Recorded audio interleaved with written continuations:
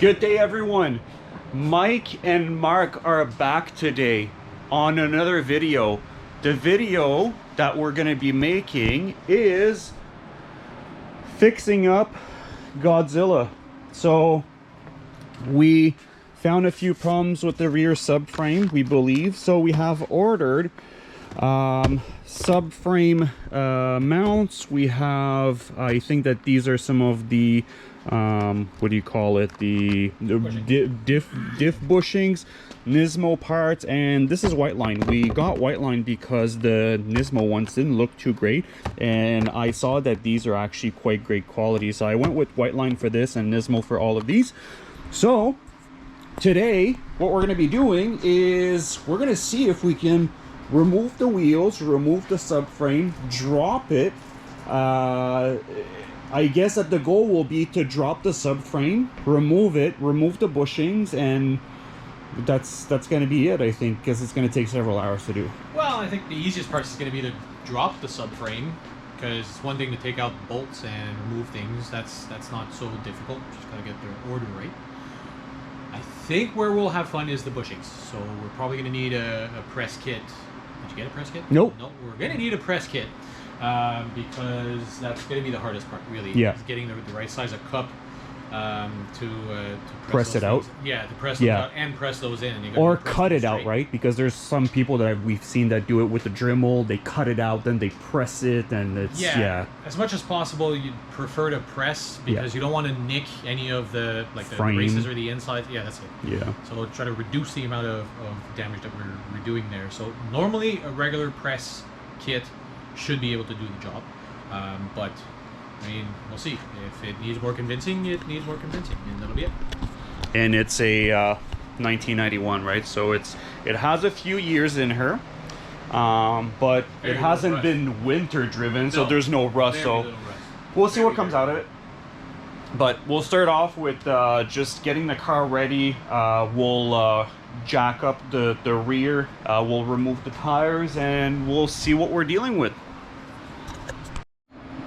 Tires have been removed, and next step is we are unbolting the exhaust at the front, at the cap, and this whole piece is going to... You mean where a cat is supposed to be? Yeah, where the cat's supposed to be, where the test pipe is right now. So we're going to be removing the whole pipe. Then we have this little hanger that we're going to have to remove. There's another hanger right here that you can see. All of this is going to come out, and I think once we're done with that, we will be removing probably the sway bar, so that's out of the way, and see if we can remove the axles and see what else needs to be removed. We're going to have to figure out Hikis. Hikis needs to be probably unbolted somehow. There are some lines, so we'll see what we need to do. Okay, exhaust is out. Test pipe or a cat, whatever you have. Bolt here, which comes with a ground.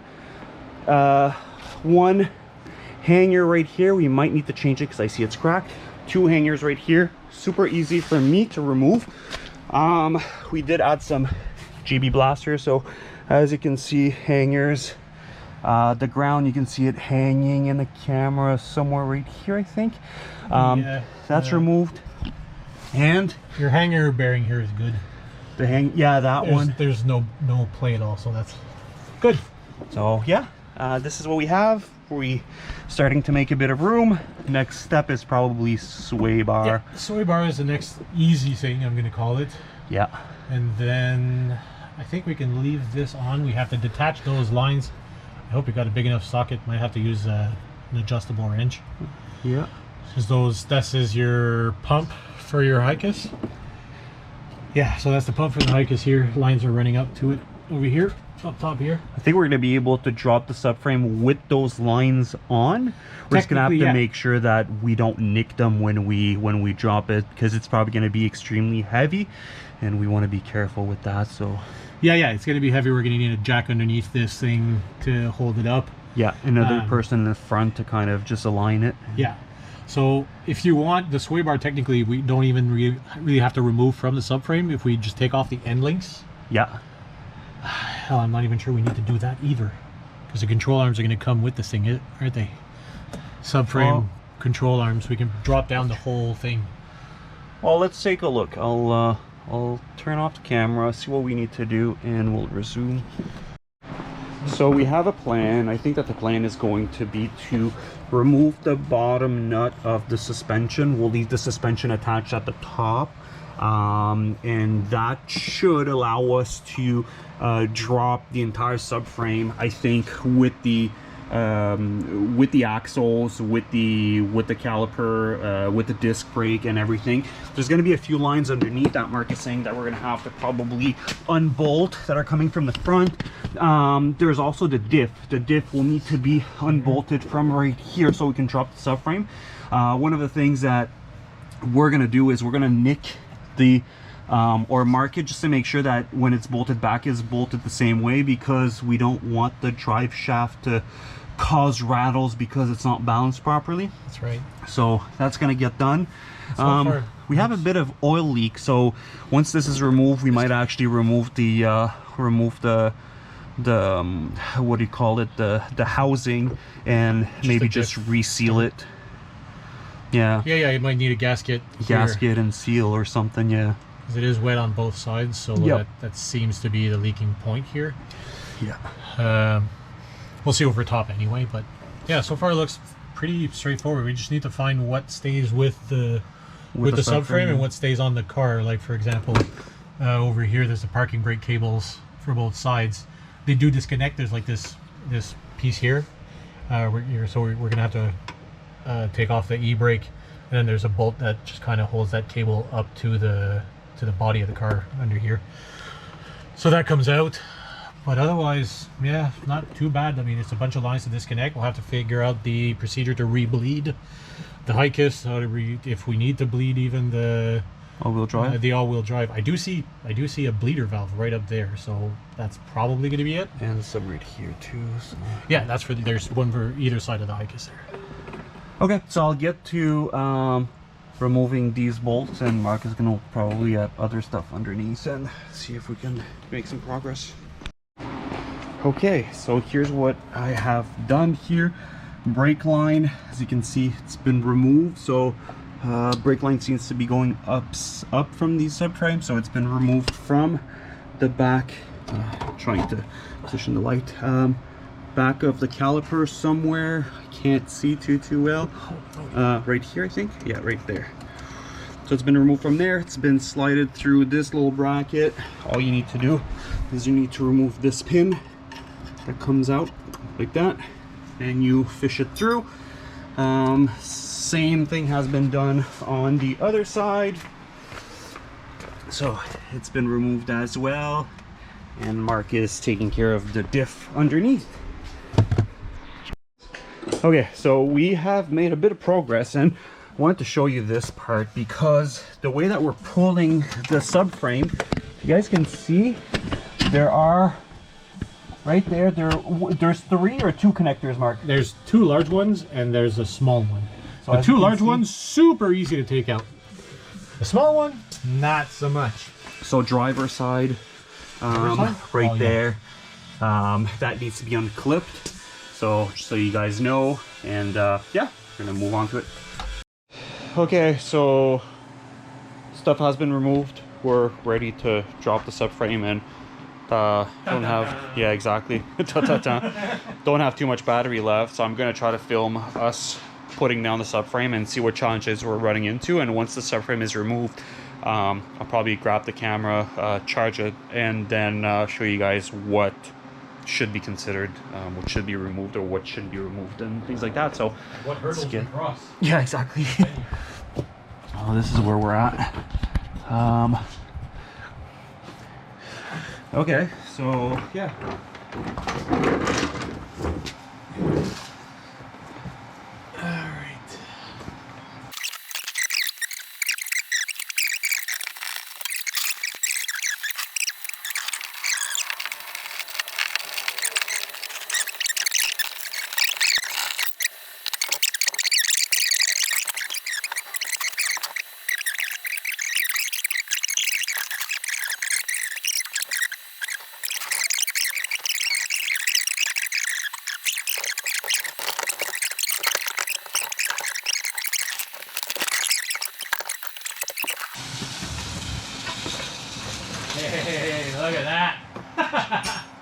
Good job, man.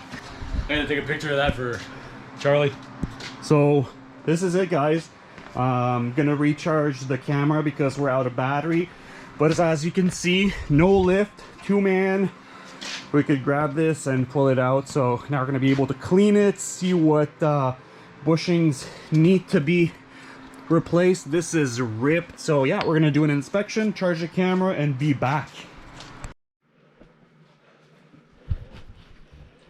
Okay, guys. So this is, as you can see, we have the subframe out. We have the diff that is out. We had to remove the axle, so 6 bolts on each axle. They were just basically, we could pop them aside. One of the things though that we noticed, and this is highly recommended, when we dropped the subframe, we did not remove the sway bar, and the diff is basically not coming out because it's being held by the actual sway bar. So once you're underneath, before you remove the sway bar, one of the tips is, before you remove the subframe, just remove the sway bar. It's 6 bolts or whatever it is. Super easy to remove, and it's going to save the hassle. As soon as we removed it after, the diff just basically came out, and this part we can easily lift it at 2. You know, the diff is basically the same weight as the entire subframe almost. So we thought we were being real smart by removing the whole thing together. yeah, it would have been easier to just take it off before removing the subframe, but you know, live and learn. but it's out. So at this point, basically, you know, all we have to do is, so what did we do? We removed, there's 2 bolts here behind the diff. There's a bolt here that removes the high kiss pump. I think it's a high kiss pump, or either way, yeah. It's a high kiss pump. No, it's the that's the all-wheel drive pump. So yeah, the high kiss over here, we did have to remove the 2 bolts that held it to the subframe, so that we could get to the 2 bolts, or nuts rather, that was holding the diff into place. And we did have to remove the bracket underneath the diff as well, which is up on the workbench over there. But yeah, a little bit of oomph and ours, and it came out. Wasn't too complicated. Having known, we messed around for like half an hour just not knowing because the sway bar was holding the diff. But easy enough. Once the sway bar isn't there, it's easy to do. Like Mark said, we unbolted the high kiss so that we can access these bushings. So now that we have a press kit, we're gonna grab the press kit. We'll press the new bushings into it, and that means that basically we're gonna be able to put the diff back in. Well, we have those 2 bushings, and then we have the 2 front bushings right here on the diff that we also need to press out and replace. So this is going to be our next step. So those 2, the 2 here at the front, and then the 2 here at the back, and then we'll have the 2 at the back of the subframe here for the differential. Yeah, that's so about it. Press these out, press the new ones in, and get these done. And then the big bolts, which are the big ones, are going to be a pain in the ass. That one's shot. Yeah, this one was the one that was noisy. Yeah, for sure. Definitely a 2-man job. Absolutely, but it's not too bad. It's not too bad. I mean, unless you have a lot of specialty tools like an engine crane or something like that, that you could lift the whole lift it up and subframe from the diff and such. It's a bit of a trick for sure. Yep. Cool. All right, let's start trying to press those out. Yeah. So we, this is what we were doing actually. These guys, like with the press kit, it's nearly impossible to get to them because there's no lift. Yeah. So we fabricated our own little thing. So we'll show you guys. Let's see if it's gonna come out. So this is tool number 1, and we fabricated a tool for a tool of a tool, so that the tool can actually remove the tool. Did you call me a tool? Well, we're all tools. This is like it's, you know. Okay. This is crooked. Like that? Sure. Have you? Crooked. Okay. Well, here. There it goes.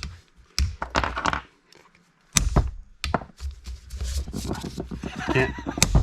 Need to.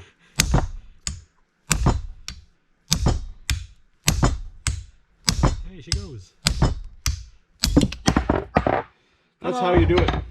So if you guys are running into issues pulling these cups out, what is this? A 21 shallow, yeah, 21 millimeter shallow. Fits perfectly onto the cup, and you hammer it out. So now what I'm going to do is we're going to clean the inside and we're going to press the new ones in. Yep. So cleaned up the holes with a little brush and looped up with some grease, and now we're going to be putting the new cups in. Okay, so I got my safety helmet on because we tried something risky, and you know, it's bushings, so it can spring. It was sketchy, but it worked. So ultimately, before you get to these terrible bad bushings and you want to remove them, make sure that you first change these bushings, because they are amazing. See this? This becomes your press tool.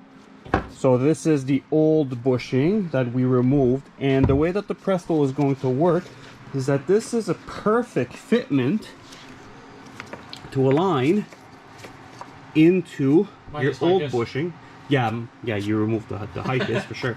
But ultimately you put this here, and you grab your press kit and you start. Where's the I got a cup here. Yep, we have a cup in the back, and then in the front all you do is grab this guy and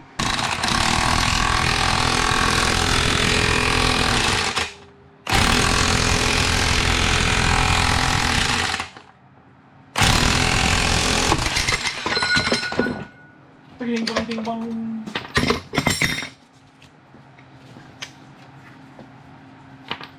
Where is it? It vanished. I don't see it. So ultimately that's how you do it. We lost the part somewhere. It went flying. I think it went flying, but that's how you make your own press kit. Found it. There you go. Right here, outer race and everything. You've seen a lot of people have to kind of press out the center, and then they use like a Dremel or something to cut the outer race here of the bushing, and then they like chisel it out. It's a bit of a pain, but hey, we used an old bushing to push out another old bushing, so cool. Okay, so we're a week later now because we had to get additional tools right here. Press kit, so we have all we hopefully need. What's that? It's technically for like wheel bearings, but works great for bushings. I think the only issue is that we wish the cups were a little bit deeper, because we couldn't press out the old bushing all the way. We had to press out as far as it'll go, and then we just put a bit of PB blaster in there and just use a crowbar and a hammer to pull it out. But at least it came out in one piece. There you go. This is what we have. Now we're going to be working on this one. We just finished cutting the rubber because it was getting crushed and was not letting the bushing go in, well, go out, or whatever you want to call it. So yeah, this one went out. Now we're going to try to do this one and film it, see how it goes.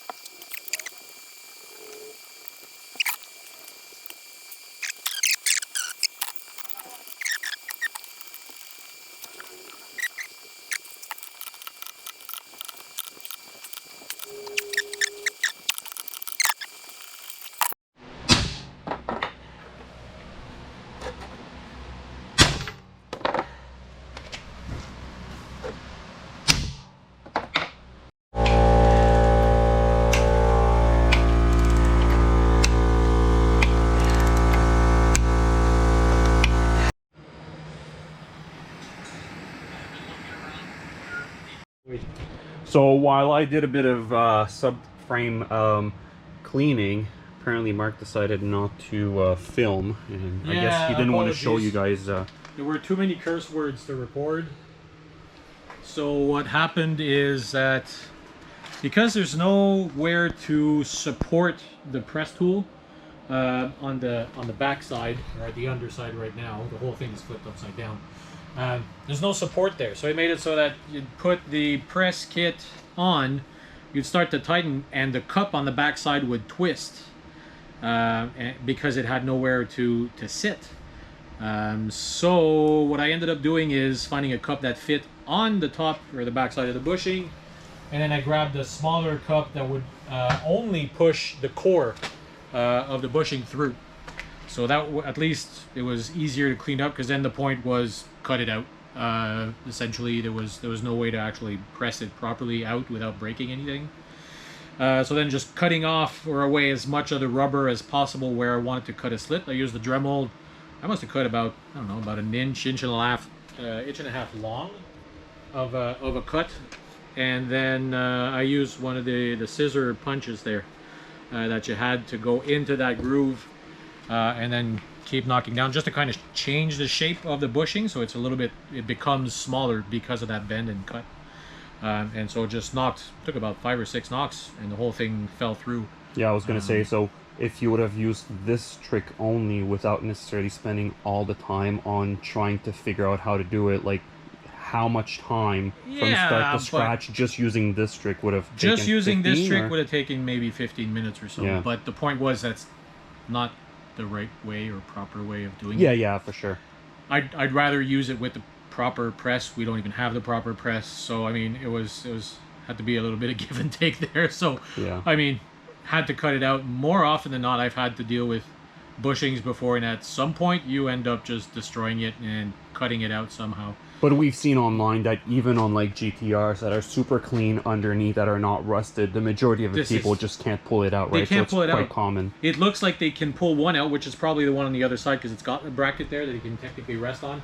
Still, it becomes a little bit crooked, but it does stay on, and we managed to press that one out. This one on this side, this is probably where people go, oh, I can't really use that press kit, so I'm going to have to cut it out.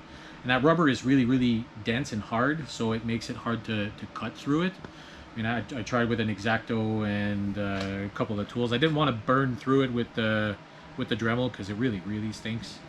But yeah, managed to cut it through with just the one blade on the cutoff wheel on the Dremel. No issue. It's really kind of a soft metal. It's like a white metal on that bushing, so it was really easy to cut through it. And yeah, it managed to come out. Now, famous last words. The other ones should be easy to press out, because they've got actual rest points on either side, so it should stay straight when we press it out. So those should be, I'm gonna dare say, a little bit easier, but I probably just jinxed myself, so I guess we'll see. Yeah, if worst comes to worst, same approach as this one: press the core out, cut the rubber, and then cut a slit into the actual bushing outer shell, and yeah, I mean, do the same thing over. So for the ones that are about to for the ones that are about to try like something different than maybe we have shown on the video, like we did try all of it. We tried to like heat the metal, like the subframe, so that it expands, and then we tap it out.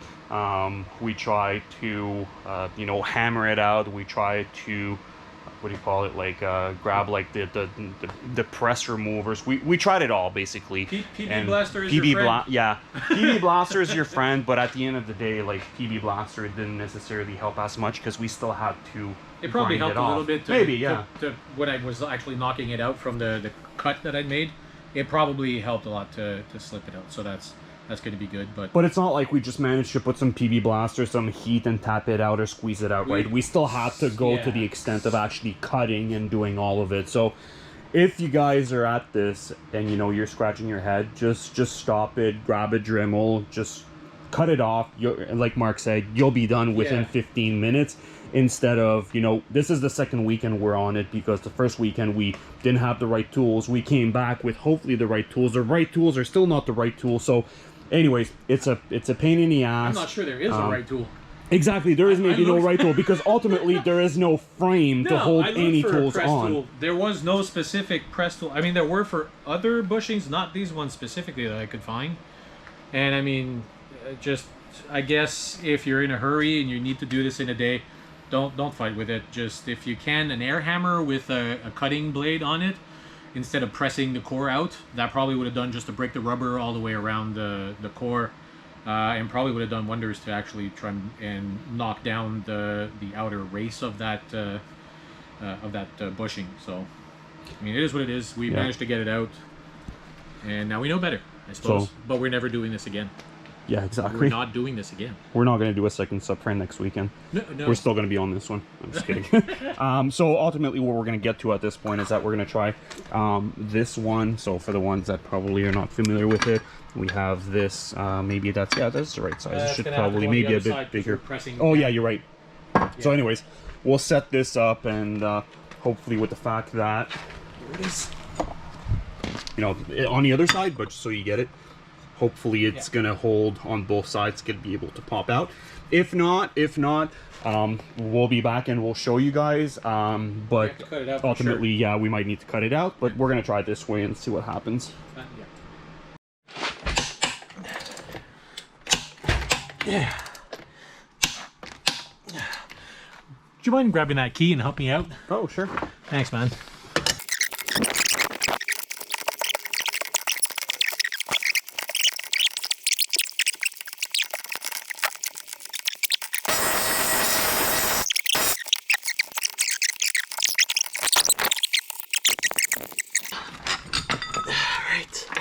There.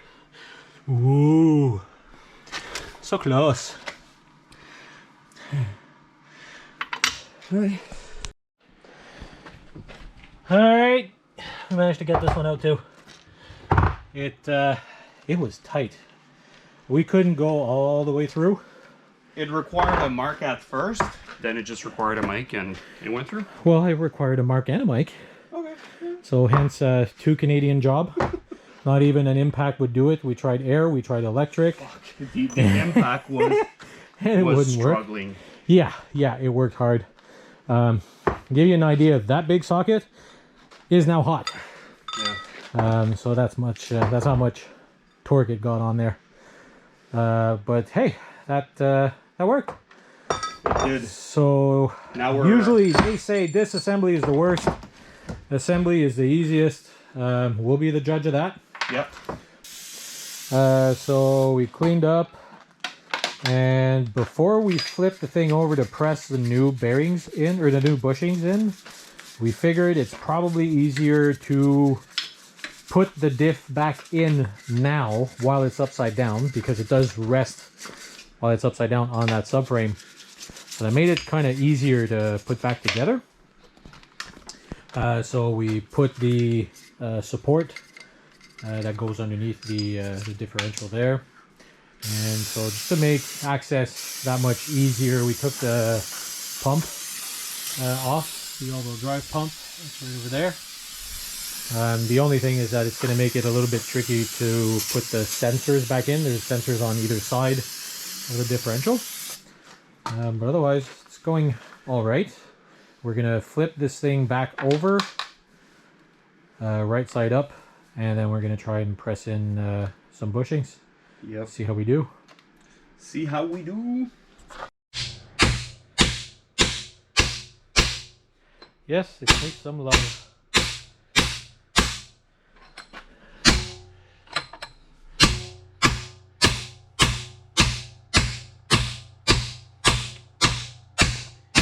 No. Finish it with the if we can get there. So here's the issue. We got one done. See this guy? So here's the problem. My bolt for this press is only this long. You would think, that's a big bolt and it should do the trick. But no. Not actually long enough for this whole thing. Here, watch. If I push it through this guy, we might be lucky now, but it had to go in almost. Yep. Halfway. Yep. So bit of a trick. So we had to kind of knock that down. We have long enough to catch the thread.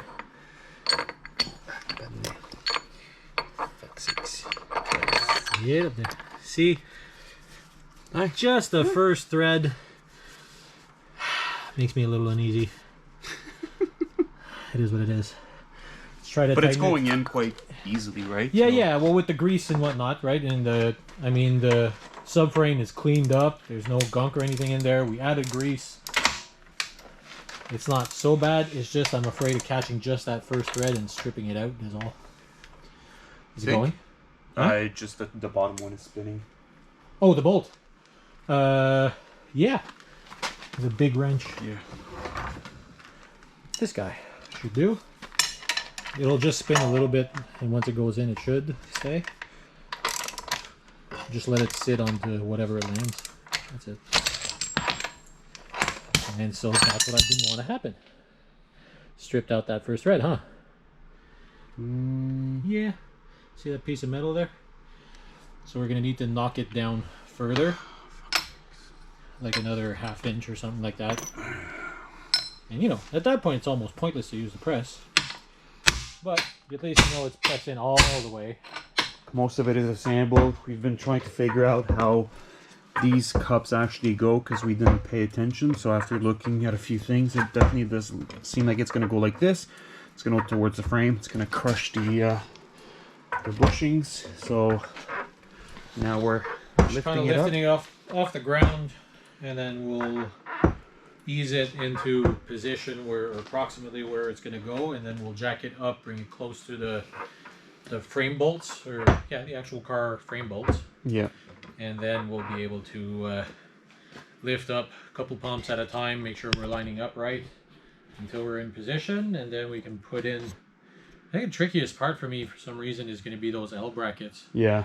Because the L brackets kind of sandwich the frame, the subframe, I should say. So it goes car frame, subframe, and then this L bracket thing. Kind of weird, but that's how it is. Let's drop this here. There we go. So I think to move this, we have to each hold the sides. You want to go hard? No, that's just it, because look, it wants to kind of move, so we need to just coast it into position there. You tapped it.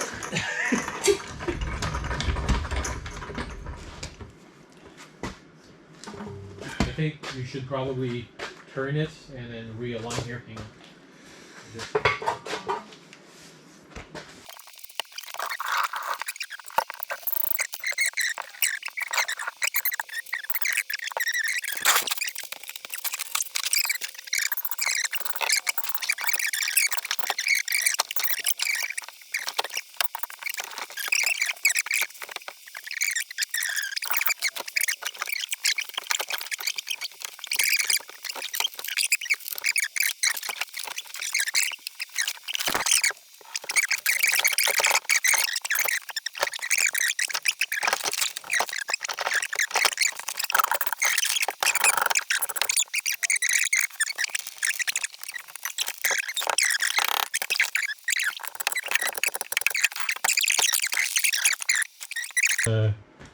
the rags that were on the lines, and they are just fucking messy.